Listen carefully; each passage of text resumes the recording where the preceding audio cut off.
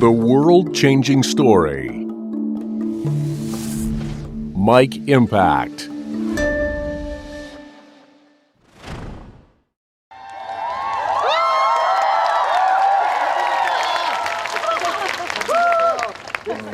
민족 정론 단지일보의 총수 김호준입니다. 반갑습니다.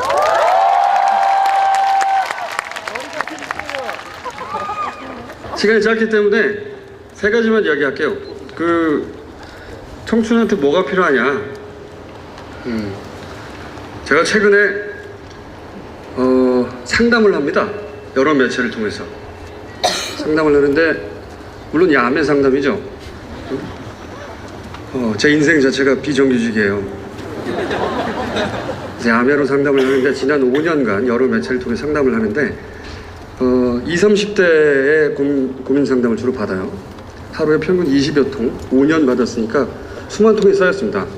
그 수만 통의 메일들이 결국 그 중에 한 7할은 똑같은 얘기예요.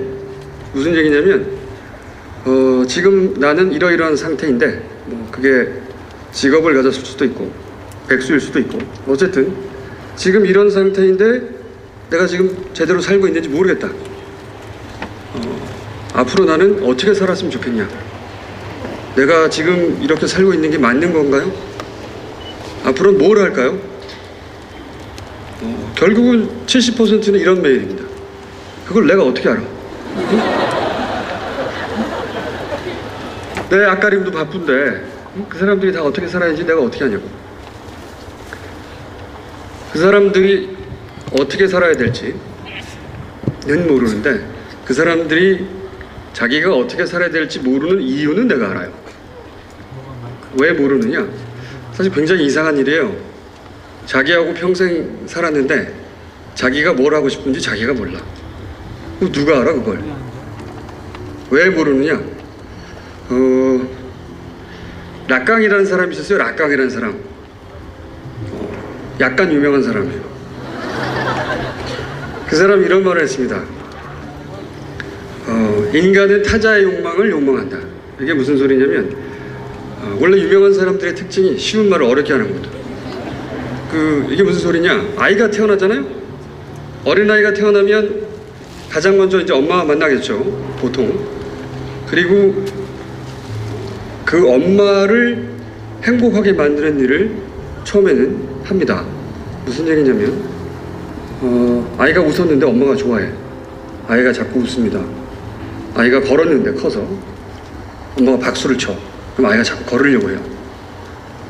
말을 했는데 주변에 가족들이 박수 쳐주면 자꾸 말을 하려고 하죠. 누구나 겪는 발달 과정이에요. 학교를 들어가서 공부를 잘하면 선생님이 굉장히 칭찬합니다. 엄마가 좋아해요. 그럼 자꾸 공부하고 싶어요. 이건 누구나 겪는 발달 과정입니다. 누구나. 이게 이제 나이가 먹으면 점점 커지죠. 엄마에서 선생님, 친구들, 친인척, 사회가 되기도 하죠. 그러니까 인간이 타자의 욕망을 욕망한다는 이야기는 애초에는 아이가 태어나서 사회를 배워가는 과정에 가장 먼저 하는 게 뭐냐면, 다른 사람의 욕망을 충족시키려고 그렇게 사회를 배워갑니다. 맨 처음엔 엄마고 점점 커가면서 학교가 되기도 하고요, 사회가 되기도 하고, 누구나 겪는데, 그런데 어느 순간 이게 내 욕망과 그리고 다른 사람의 욕망이 구분이 되기 시작해야 되는데, 이대로 계속 성장하면 어떤 지점에서 아주 골 때리는 상황이 벌어집니다. 내가 어떤 일을 하고 싶은데 이게 내가 하고 싶어서 하는 건지, 엄마가 원해서 하는 건지, 선생님이 칭찬해 주니까 하는 건지, 주변 친구들이 너는 이 정도는 해줄 거라고 기대하니까 하는 건지 헷갈리기 시작해요. 내가 뭔가를 열심히 하긴 하는데 이걸 내가 하고 싶어서 하는 거야, 아니면 나를 제외한 모두가 그 정도는 내게서 기대하고 이뤄낼 거라고 생각하니까 그들의 욕망을 만족시켜 주려고 하는 건지 구분이 안 가는 거죠. 구분이 안 가는 상태에서 성인이 되는 사람 굉장히 많습니다, 우리나라에서. 그래서 나이를 먹고 30이 되고 40이 되고 어느 순간 문득 깨닫죠. 뭔가 많이 하긴 한 것 같은데 이때까지 한 게 사실은 내가 원한 게 아니었다는 걸 깨닫는 거죠. 골 때리는 상황이 되는 거죠. 인생을 다시 살 수도 없잖아, 돌아가서. 그죠? 내 욕망과 다른 사람의 욕망이 구분되지 않은 채 20대가 되어버린 사람들이 그렇게 많은 거예요. 자기 욕망을 정확하게 이해할 수 없다는 건 자기가 언제 행복한지 모른다는 거거든요. 자기가 언제 행복한지 모르는데 자기가 뭘 하고 싶은지 어떻게 알아? 남들이 어떻게 하는지만 궁금한 거죠. 항상 불안하니까. 그게 첫 번째 이유예요. 20대, 30대 여성의 메일의 또 한 절반 이상은 이런 메일입니다. 어떤 남자가 있다. 오래 사귀었다. 미래가 불안하던데. 새로운 남자가 나타났다. 이 남자가 말은 잘 안 통할지 몰라도 조건이 좋다. 누구랑 결혼해야 하나요? 요거 20대 중반에서 30대 중반까지 여성들이 보내는 고민 메일의 절반입니다. 수만 명이 바뀌는 거라고는 그 남자들의 직업밖에 없어요. 수만 명이 이런 메일을 보내요. 그러니까 사랑인가요? 조건인가요? 이런 얘기죠. 사랑인가요? 조건인가요? 주변에 물어보면 사랑이라고 말하는 사람도 있고 아니야, 결혼은 현실이라고 말하는 사람도 있어요. 근데 이 질문도 역시 바보 같은 질문이에요. 사실은. 왜 바보 같은 질문이냐? 똑같은 이유인데 어떤 사람은요 모피를 입고 명품 가방을 들고 굉장히 넓은 아파트에서 외제차를 타면 조금 사랑이 부족해도 잘 사는 사람이 있습니다. 그런 사람들 많이 있어요. 왜 아닌 것처럼 나를 쳐다봐? 그런 사람 많다니까. 정반대로 재벌가의 시집을 가도 사랑이 부족하면 이혼해야 되는 사람도 있어요. 그러니까 사실은 사랑인가요? 조건인가요? 이게 아니고 그 사람이 어떤 사람이냐에 달린 거죠. 그렇죠? 그러니까 이 질문은 사실은 이렇게 하는 거죠. 나한테, 저한테.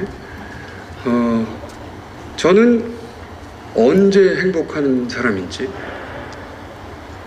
대신 말해주세요. 라고 저한테 묻는 거예요. 그 질문은. 자기한테 해야 될 질문을 한 번도 해본 적이 없기 때문에 내가 스스로 욕망의 주인이 돼서 주체가 돼서 내가 언제 행복할지를 한 번도 다른 모든 사람의 욕망을 제껴놓고 나하고 1대1로 만나서 내가 정말 원하는 게 뭔가 생각해 본 적이 없는 겁니다. 생각해 본 적이 없기 때문에 다른 사람한테 계속 묻는 거예요. 불안해서. 내가 언제 행복한지 대신 말해주세요. 바보 같은 소리죠. 그걸 남들이 어떻게 알아? 그러니까 청춘한테 필요한 첫 번째는 자기가 자기 욕망의 주인이 되는 거예요. 가장 필요한 겁니다. 이게. 두 번째로 넘어가 보죠. 그러면 자기 욕망을 알았다고 칩시다. 자기가 자기 욕망의 주인이 되는 자세한 방법은 건투를 빈다라고 하는 명저가 있어요. 제가 쓴 건데 그 책을 보시면 자세히 나와 있습니다. 시간 관계상 핵심만 얘기하죠. 자기가 자기 욕망의 주인이 되어야 된다. 1대1로 자기하고 마주서서 내가 정말 원하는 게 뭘까? 부모님이나 학교나 주변 친인척이나 친구들이나 이 사회나 다 무관하게 나를 흥분시키고 행복하게 만드는 첫 번째가 뭐냐? 이걸 자기한테 물어봐야 되는 거예요. 이렇게 욕망의 주체가 돼야 된다. 두 번째, 알았다고 칩시다. 어렵게. 이 과정도 굉장히 어려워요, 사실은. 내가 뭘 하고 싶은지는 알았어요. 그 다음에 해야 될 게 뭐냐?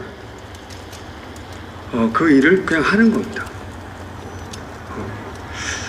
이 바보 같은 얘기처럼 들릴지 모르겠는데 사람들이 어떤 일을 하고 싶을 때 제일 먼저 하는 게 뭔지 아세요? 다른 사람들한테 그 일이 얼마나 어려운지를 설명하는 거예요. 왜? 그 일을 실패했을 때 자기가 못난 사람이 안 되려고 그 일이 원래 워낙에 어렵고 하기 힘든 일이기 때문에 내가 실패했어도 그건 내가 못난 게 아니다 하는 이야기를 주변 사람들한테 퍼뜨리는 걸 가장 먼저 합니다.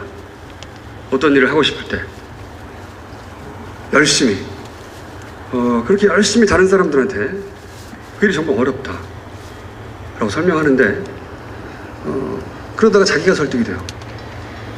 아니 정말 어려운 일이구나. 그래서 옆에서 주변에서 왜 그 일을 아직 안 하고 있냐 라고 물어보면 화를 냅니다. 너는 그게 얼마나 어려운지 몰라서 그러는 거야 임마 라고 막 화를 내죠. 자기가 자기한테 설득이 된 거예요. 정말 어려운 일이구나 이게. 그리고 마침내 그 일을 안 하게 되죠. 너무나 어려운 일이기 때문에 안 해도 되는 일, 어차피 못하는 일, 다들 실패하는 일이 돼서 그 일은 시도조차 되지 않고 그냥 끝나버리죠. 그런데 어떤 일을 하는 가장 확실한 방법은 그냥 그 일을 하는 거예요. 예를 들어보죠. 제가 10대 때 아라파트를 만나고 싶었어요. 아라파트가 누군지 아십니까? 피엘로. 요즘으로 치면 빈라덴 정도 되겠네요. 빈라덴. 피엘로의 의장, 팔레스타인 해방기구의 의장, 미넨 테러라든가 각종 세계적인 테러를 주도했던 70년대 날렸던 테러리스트 두목이죠. 아라파트를 제가 10대 때 외신란에서 보고 그 사람이 만나고 싶었어요. 이유는 나도 몰라요. 그러지 말라는 법은 없잖아. 아무도 나한테 아라파트를 만나서는 안 된다는 말도 안 했어. 그 사람을 만나고 싶다고 생각했는데 어딘지 알아야죠. 그 이스라엘의 첩보기관인 모사드도 못 찾고 있는데 내가 어떻게 찾아? 근데 20대 중반이 되던 해, 그러니까 94년도로 기억하는데 이스라엘의 라빈 총리와 그리고 팔레스타인 해방기구의 의장인 아라파트 그리고 미국 대통령 클린턴 이 세 사람이 만나서 중동 평화회담을 합니다. 그러고 나서 뭘 약속했냐면 팔레스타인이 독립국가가 되도록 도와주겠다. 협정을 맺죠. 평화협정을. 그걸로 노벨 평화상을 받습니다. 그게 외신란에 났어요. 그리고 그 결과 아라파트가 전 세계를 떠돌다가 이스라엘로 돌아온 거예요. 이스라엘에 성경에 여리고라고 나온 제리코, 여리고서 있죠 성경에. 그 동네로 돌아온 겁니다. 그 외신란에서 그걸 봤어요. 드디어 94년 제가 아라파트가 어딘지 알게 된 거죠. 그래서 제가 아라파트를 만나러 간다니까 제 친구들이 다 미쳤다. 응? 그러나 저의 대답은 아라파트가 나더러 오지 말란 말을 하지 않았다. 내가 궁금하니까 그 사람 바로 보러 가야 되겠다. 보러 갔어요. 꾸역꾸역 산 넘고 물 건너서 이스라엘로 가서 검문소 몇 개 넘고 어렵게 팔레스타인 지역에 가서 사람들한테 아라파트를 만나야 되겠다고 하니까 네가 왜 아라파트를 만나냐? 리스펙트 한다 나는. 결국 그 사람들이 저를 차에 태워서 아라파트 집 앞에 내려줬어요. 그 집 앞에서 내리고 나서야 제가 깨달았습니다. 나는 아라파트에 할 말이 없구나.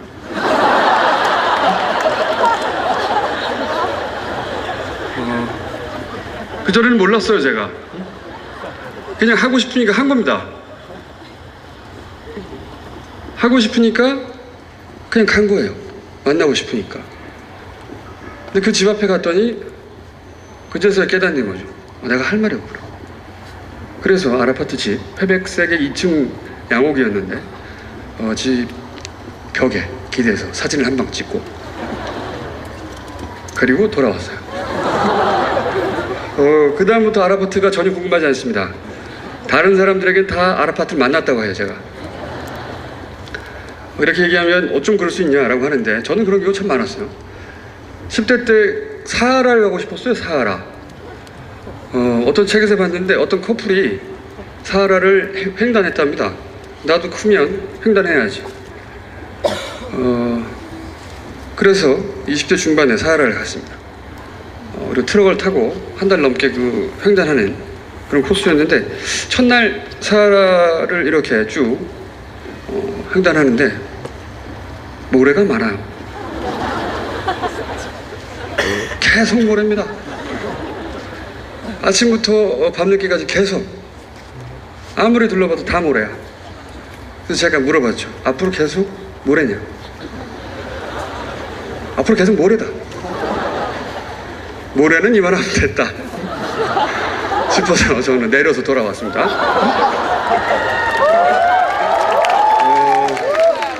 그러니까 한 번도 누군가를 만나고 싶다, 어딜 가고 싶다, 뭘 하고 싶다 해서 그걸 시도해보지 않은 적은 없어요. 그렇다고 다 된 적은 없죠. 물론 세상에 그런 건 없어요. 아라파트도 못 만났잖아. 그 집 앞에까지 갔다 그냥 왔잖아. 그런데 이 세상에서 어떤 일을 하는 가장 확실한 방법은 그 일을 그냥 하는 겁니다. 그러니까 그 일이 얼마나 어려운가, 얼마나 실패했을 때 타격이 큰가 따지지 않고 그냥 하는 겁니다. 그게 성공을 보장하지는 않아요. 하지만 그게 후회를 없애줘요. 삶에. 그러면 하고 싶은 일도 찾아왔고 그냥 하면 된다는 것도 깨달았어요. 그럼 그걸 언제 해야 되느냐? 당장. 지금 당장. 벌써 25분 됐나요 혹시?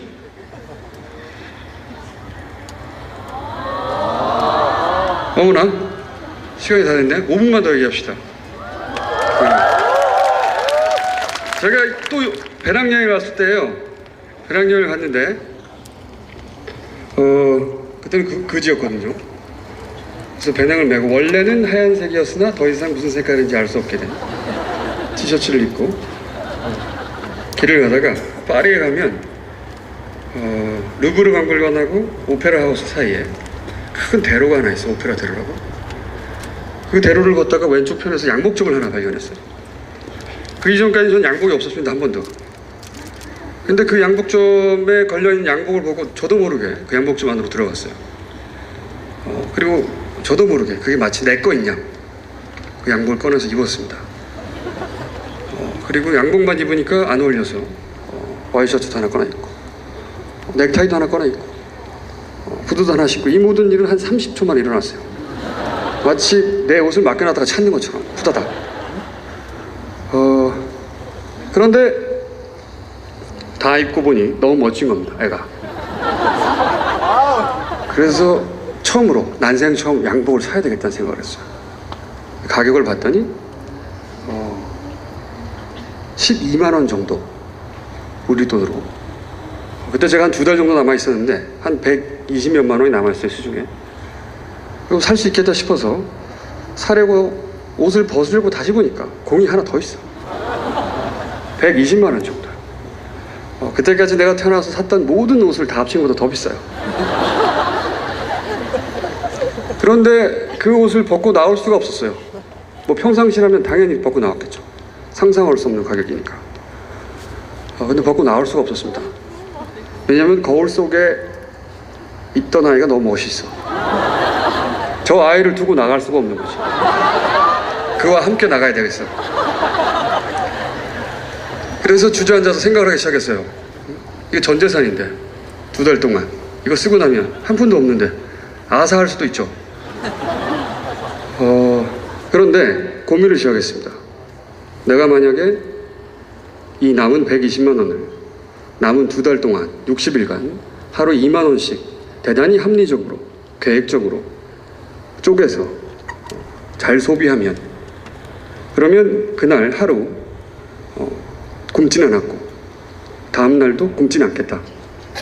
그 다음 날도 내가 예측 가능한 잠자리가 있다. 이렇게 해서 그날 쌓이는 행복이 있죠. 안도감, 행복. 그 행복을 60일치를 다 더해. 그러면 내가 지금 이 양복을 샀을 때 행복보다 큰가? 생각해보니까 아닌 것 같아요. 1번 나가리. 2번 만약 내가 지금은 돈이 없어 이걸 못 사. 그런데 30대에 돌아와서 그때 돈이 좀 있을 테니까 그때 가장 마음에 드는 양복을 사면, 그럼 내가 25에 놓친 이 행복은 그때 가서 돌아올 건가? 35의 행복은 35의 행복인 거죠. 25의 행복은 25때 사라진 겁니다. 내가 누리지 못하고. 그것도 아니다. 그것도 나가리. 세 번째로 2달은 아직 안 왔잖아. 그렇죠. 2달은 아직 안 왔다. 그래서 벌떡 일어나서 그 양복을 샀어요. 120만 원을 주고 그 양복을 사서 그걸 입고 파리에 가면 룩상부르 공원이라고 있습니다. 룩상부르 공원에서 노숙을 했습니다. 그 양복은 보스였어요. 보스. 당시만 하더라도 굉장히 촌스럽다고 생각했습니다. 보스, 두목. 뭐야 촌스럽게. 그러나 제 생각에 룩상부르 공원에서 노숙한 사람이 입었던 양복으로는 최고가가 아니었을까. 3분만 더 할게요 이제. 저 때문에 행사 늦어지나요? 네, 할 수 없죠. 내가 알 바는 저 뒷사람들은. 그 다음날 아침에 일어났는데 걱정이 되기 시작했어요. 그 직전까지는 굉장히 행복했습니다. 멋지다. 과연. 그러니까 보스를 입고 120만 원을 현금으로 주고 배낭을 메고 공원에 가서 잔 거죠. 그 다음 아침에 일어났어요. 어떡하냐 이제. 좆됐다. 돈은 5만 원 남았는데 어떻게 이거. 응? 가만히 생각해 보니까 여행 다니다가 이 숙소 빚기를 하면 되겠다는 생각을 한 적이 있어요. 그러니까 관광객들이 많은 곳에 가서 사람들한테 우리 숙소로 가자고 빚기를 하는 거죠. 이거 아르바이트를 하자. 그래서 제가 로마로 갔습니다. 로마로 당장. 그래서 어떤 모텔 펜션이죠. 펜션에 들어가서 하룻밤 자고 그리고 돈 내고 나오면서 내가 지금 갈 수도 있고 내가 지금 이건 배낭을 놓고 거기에 역으로 가서 손님 3명을 끌고 오면 그 방에 나도 재워주라 공짜로. 첫째, 만약에 5명 이상 데리고 오면 한 사람 추가분부터 나를 얼마를 주라 커미션을. 그리고 아무도 못 데리고 오면 그냥 가면 된다. 내가 배낭 메고 그 사람 입장에서 와인하시잖아요. 그래서 역으로 갔어요. 역으로 가서 제 생각에 최소한 3명은 데리고 오겠지 생각을 하고 역으로 가서 그날 1시간 만에 제가 30명을 데리고 왔어요. 왜? 난 보수를 입었잖아.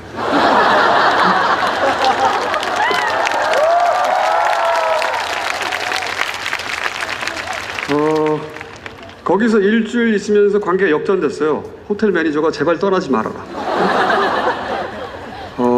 그래서 수중에 한 50만 원 생겼습니다.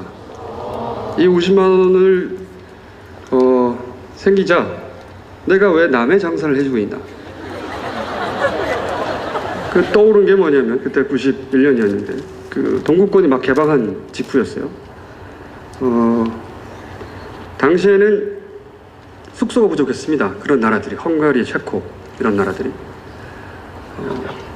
체코로 갔어요. 체코로 가서 거기 있는 그 체코에 어떤 숙소가 있었냐면은 자기들이 원래 살다가 집을 통째로 내놓는 거죠.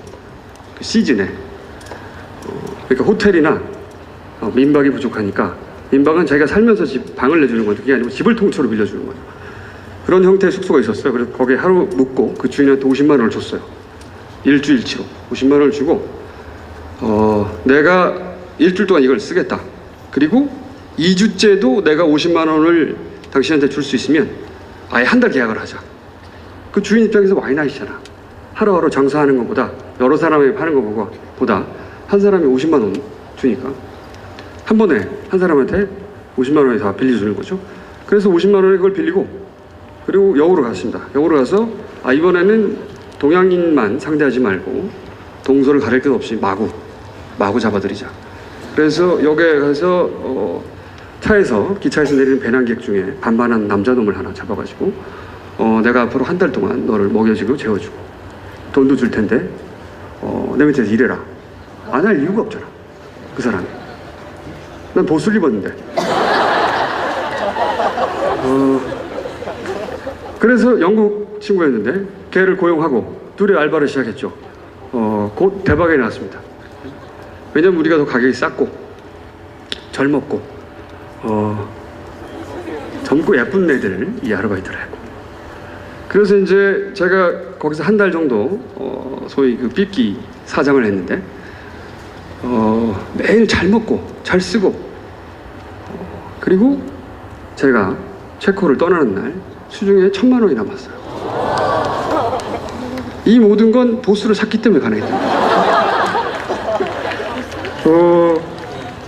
그리고 제가 그 이후로 지금까지 지키고 있는 삶의 원칙이 하나 있습니다. 당장 행복해져야 된다. 사람들은 흔히들 이렇게 말해요. 지금은 내가 그 일을 하고 싶어도 지금은 그 일을 하지 않고 뭔가 열심히 뭔가를 모으거나 준비하거나 혹은 미뤄두거나 해서 나중에 행복해질 거다. 행복이라는 게 마치 적금을 들 수 있고 나중에 인출에 쓸 수 있는 것처럼 생각해요. 그런 일은 일어나지 않습니다. 그때 행복은 그때 그 순간에 영원히 사라지는 거예요. 그 나이로 돌아가서 그때 그 행복을 다시 찾을 방법은 이 세상에 존재하지 않아요. 당장 행복해져야 되는 거죠. 25분인데 제가 길게 했죠. 할 수 없지 뭐, 씨발. 정리하면 그런 겁니다. 정리하자면, 요약하면 자기가 언제 행복한지, 내 욕망이 뭔지, 내가 어떻게 생겨먹었는지 자기하고 대면을 해야 돼요. 그래서 내가 하고 싶은 걸 찾아야 됩니다. 누구의 눈치도 보지 말고 욕망의 주체가 돼서. 그리고 그 일을 그냥 해요. 그런다고 성공하는 보장은 없어요. 실패도 하고 작은 성공도 있겠죠. 근데 그 일을 언제 해야 되냐면 당장 시작해야 되는 겁니다. 당장. 행복이라는 게 저축하거나 적금 들었다가 나중에 꺼내 쓸 수 있는 게 아닙니다. 왜 지금 행복해지려고 노력하지 않고 그걸 유보해 두냐고. 미쳤어? 그러면 그게 잘 사는 겁니다. 잘 사는 사람이 훌륭한 사람인 거죠. 훌륭한 사람이 잘 사는 사람이 아니에요. 제가 할 얘기는 오늘 여기까지가 끝인데 그렇게 살면 그럼 어떻게 되는 거냐 내 인생이. 그걸 내가 알 바 아니죠. 그런데 이런 얘기는 하나 해드릴게요. 세상에 전 세계 나름대로 성공했다고 하는 사람들을 40대 이런 사람들을 조사를 한 적이 있어요. 어떤 기관에서 전 세계에. 그 사람들이 어떻게 성공했을까? 특징이 한 가지 있었어요. 그 사람들의 20, 30대가 대부분 거의 모든 사람 예외 없이 어떤 한 가지 일을 40대까지 해서 그 40대 성공한 사람들이 아니고 대부분은 전혀 상관도 없는 일들을 그렇게 많이들 했더란 겁니다.